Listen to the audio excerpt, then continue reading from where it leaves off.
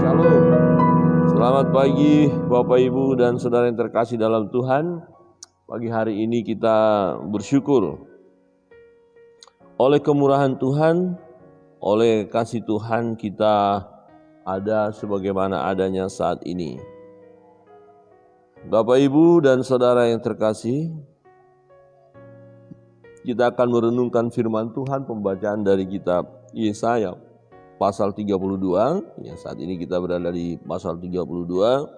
Nah, kita tidak membahas keseluruhan, tetapi Bapak Ibu bisa membacanya ya semua, dan di sini berbicara bagaimana sama masih seperti ayat-ayat sebelumnya, kalau mereka meninggalkan Tuhan, ya tidak datang kepada Tuhan, akan mengalami disiplin daripada Allah, dan yang tadinya hidupnya ya aman baik, kemudian terjadi malapetaka, terjadi celaka ya. Tetapi kalau mereka hidup sesuai dengan kebenaran, maka mereka akan mengalami ketentraman. Nah, dikatakan di ayat 12, firman Tuhan berbunyi demikian.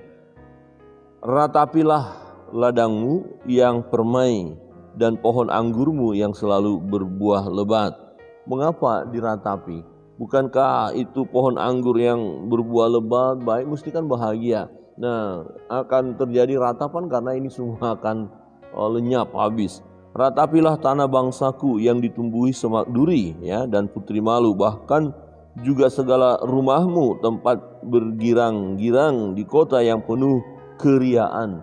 Nah, jadi akan terjadi masalah ya, sesuatu yang sangat mengerikan, kira-kira begitu ya. Sebab purimu sudah ditinggalkan dan keramaian kotamu sudah berubah menjadi kesepian. Bukit dan menara sudah menjadi tanah rata untuk selama-lamanya, menjadi tempat kegirangan bagi keledai hutan dan tempat makan rumput bagi kawanan binatang. Jadi inilah yang pernah atau dalam nubuatan Yesaya bahwa umat ini akan mengalami masa sukar. Ya, itu berbicara tentang pembuangan itu ya. Karena dosa mereka, karena kejahatan mereka. Tetapi Tuhan tidak akan membiarkan itu selamanya. Perhatikan di ayat 15 dikatakan, sampai dicurahkan kepada kita roh dari atas. Ya, jadi roh dari atas, ini karya Tuhan. Ya, roh dari atas, roh Allah itu sendiri akan memenuhi umatnya. Nah, maka padang gurun akan menjadi kebun buah-buahan, dan kebun buah-buahan itu akan dianggap hutan. Jadi lebat, semuanya akan menghasilkan buah-buahan. Tadi kan sempat ratapi karena terjadi ketandusan segala macam ya. Tapi karena dicurahkannya roh dari atas, ya roh Allah memenuhi mereka. Apa artinya kalau roh Allah memenuhi mereka? Mereka akan melakukan kebenaran. Nah, maka akan mengalami sejahtera, akan mengalami kebahagiaan. Jadi mereka dipulihkan. Bahkan dikatakan di padang gurun selalu akan berlaku keadilan, dan di kebun buah-buahan akan tetap ada kebenaran. Ada kebenaran. Nah, di ayat 17 kita mau merenungkan bagian ini, menarik sekali. Ya. Di mana ada kebenaran, di situ akan tumbuh damai sejahtera. Dan akibat kebenaran ialah ketenangan dan ketentraman untuk selama-lamanya. Nah, bangsaku akan diam di tempat yang damai, di tempat tinggal yang tentram, di tempat peristirahatan yang aman. Mengapa bangsa itu nanti akan mengalami ya tempat yang damai, tentram, ya dapat beristirahat dengan aman, baik, ya menghasilkan, ya kebun-kebun menghasilkan hasil yang baik, ada sejahtera yang luar biasa. Nah, karena mereka hidup dalam kebenaran. Nah, ini. Jadi kalau ada kebenaran, di mana ada kebenaran, ya di mana ada kebenaran, di situ akan tumbuh damai sejahtera. Nah, perenungan kita begini. Kenapa sih kok katakan di dalam rumah tangga itu terjadi cekcok ya, masalah, nggak ada kakak adik, tidak akur, ada perselisihan. Oh, jangankan di rumah ya, ternyata lingkup yang lebih besar. Wah, di satu kampung kah ya, Oh, mungkin di kalangan orang percaya, oh katakan di gereja, ya di gereja juga terjadi loh. Oh di kalangan hamba-hamba Tuhan yang menyatakan dirinya sudah pendeta atau gembala, ya ada kekacauan nggak, ada ketidaktentraman nggak? Oh ada masuk juga. Ya bahkan untuk bangsa dan negara ada kekacauan. Nah mengapa itu terjadi? Nah karena Pak ada ketidakbenaran. Ya sebab kalau semua benar, ya ada kebenaran, firman Tuhan berkata ada damai sejahtera. Nah persoalannya kok tidak ada damai sih? Di rumah ini kok nggak ada damai sih? Di kota ini kok nggak ada damai sih? Di persekutuan ini kok nggak ada damai sih? Ya kan?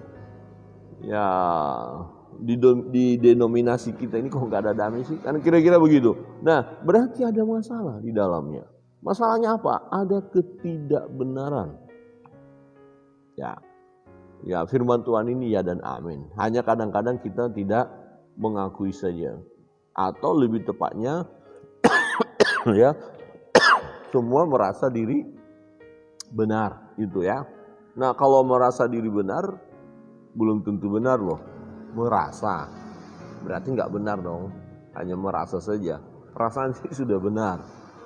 Ya kalau hanya perasaan sih sudah benar berarti nggak benar dong. Iya salah. Ya karena tidak benar, ya kacau deh namanya udah salah. Ya apa-apa salah. Ya berkata salah, berpikir salah, berbuat salah. Hasilnya apa? Ya hasil dari kesalahan ya kekacauan dong. Ya malapetaka. Ya perpecahan, pertengkaran, pertikaian. Ya. Nah, berarti yang utama yang perlu kita pertahankan adalah kita ada di dalam kebenaran. Nah kebenaran itu kalau kita melihat dari firman Tuhan ini, Yesaya berkata tadi apa? Kalau roh dari atas dicurahkan. Jadi kita ini harus dipenuhi oleh Roh Kudus. Ya orang yang dipenuhi oleh Roh Kudus, ya dia akan dituntun oleh roh itu melakukan kebenaran. Maka manusia itu kan begini, di dalam hidup kita ini ada keinginan roh atau keinginan daging. Nah orang yang dipenuhi oleh Roh Kudus, maka keinginan roh yang dilakukan. Nah keinginan roh itu apa? Kebenaran. Gak ada ketidakbenaran dari roh Allah itu. Dari Roh Kudus. Oh Roh Kudus memimpin kami melakukan ketidakbenaran. Oh gak bisa. Dia adalah kebenaran, roh kebenaran. Tidak ada ketidakbenaran di dalam dirinya. Jadi roh itu menguasai kita, berarti ketika kita bertindak, ketika kita berkata-kata, ya mesti kebenaran yang muncul karena kita dipenuhi oleh Roh Kudus, roh kebenaran, roh dari atas itu. Nah, kemudian kita berkata, kenapa sih orang itu melakukan hal yang tidak benar? Nah, ketidakbenaran itu dari siapa? Ya, pekerjaan iblis bukan? Roh jahat bukan? Nah, manusia itu memberi diri, ada celah di dalam diri manusia itu, atau dia mengikuti keinginan dagingnya. Nah keinginan daging, keinginan dunia, ya pekerjaan roh jahat ya tiga ini kan musuh. Ya musuh besar dalam hidup kita ya. Nah kemudian di dalam diri kita ada Roh Kudus yang percayanya kita yang udah percaya. Nah masalahnya kita lebih memberi ya peluang untuk bertumbuh yang mana. Ya yang mana kita beri kesempatan untuk menguasai kita. Nah inilah pergumulan kita hari lepas hari. Jadi kalau kita izinkan roh yang dari atas itu yang dikatakan tadi, roh Allah itu memenuhi hidup kita, maka kita melakukan kebenaran. Nah di mana ada kebenaran, di situ akan tumbuh damai sejahtera. Ini iya dan amin. Berarti kalau kita melihat ada kekacauan, di situ ada ketidakbenaran. Ya, ada ketidakbenaran. Nah, pertanyaannya di mana roh Allah mereka taruh? Bisa saja orang menaruh roh Allah atau Roh Kudus hanya sebatas pikirannya saja. Ada sebatas kata-kata saja. Oh, aku tahu ada Roh Kudus, ada roh Allah ya. Sebatas pengetahuan saja, tapi tidak sampai ya menyatu ya, tidak masuk di hati ya. tidak menjiwai, ya tidak menyatu, ya, akhirnya tidak melakukan apa yang Roh Allah pimpin. Ya, ada seseorang yang bisa menyadari dia salah, dia harus bertobat, tapi faktanya dia tidak bertobat. Dia sadar loh, dia tahu loh tindakannya salah, keliru, tapi dia tetap bersikokoh dengan pendiriannya yang salah. Nah, ini kenapa? Ya, ini mengeraskan hati dikatakan ya, orang-orang yang mengeraskan hati. Nah, saudara yang terkasih dalam Tuhan, ini sangat menarik. Mari kita hidup di dalam kebenaran. Ketika kita hidup dalam kebenaran akan tumbuh damai sejahtera. Dalam diri kita ada damai sejahtera. Ya, dalam rumah tangga kita ada damai sejahtera. Di gereja kita, di persekutuan kita ada damai sejahtera. Ya, di kota di mana kita tinggal, kalau di situ ada kebenaran, ada damai sejahtera. Ya, bahkan di dalam bangsa dan negeri ini ada kebenaran, di situ ada damai sejahtera. Nah, ketika yang terjadi adalah ketidakbenaran, maka kacau balau semuanya. Peperangan, ya, pembunuhan, ya, pertikaian, ya, kehancuran yang akan terjadi. Saudara yang terkasih dalam Tuhan, perhatikan, dan akibat kebenaran, ya tadi ada damai sejahtera, kemudian dan akibat kebenaran ialah ketenangan. Wah, ini tenang. Jadi kalau saudara ya mulai tidak tenang, ini mesti ada yang masalah itu. Ada yang gak beres, nah, gitu loh. Jadi memang kita menghadapi pergumulan, tapi karena kita dalam posisi benar dalam pergumulan itu, kita tetap tenang. Bisa saja dizolimi oleh ketidakbenaran, itu bisa. Tapi secara pribadi kita menganggap itu tenang. Bahkan kalau kita lihat oleh karena kebenaran kita dianiaya, itu adalah berkat. Ya, berbahagialah kamu dikatakan kalau kamu dianiaya oleh karena kebenaran. Ya, jadi kebenaran itu bisa membuat kita tenang. Bukan berarti semua beres loh ya, enggak. Kita bisa saja diperlakukan tidak baik, padahal kita lakukan kebenaran, tidak masalah. Ya, kesalahan bukan kepada kita, kepada mereka yang melakukan hal yang tidak baik, kepada orang yang melakukan kebenaran. Tapi bagi orang yang benar ini, dia secara pribadi ada ketenangan. Jadi ada ketenangan setiap orang yang hidup dalam kebenaran, bagi pribadinya, keluarganya, ya, rumah tangganya, ya, semua ada ketenangan. Jadi ini menjadi perenungan bagi kita, kok akhirnya ini kenapa ya, kok nggak bisa tenang saya, kok gelisah saja, ini ada nggak beres ini gitu ya.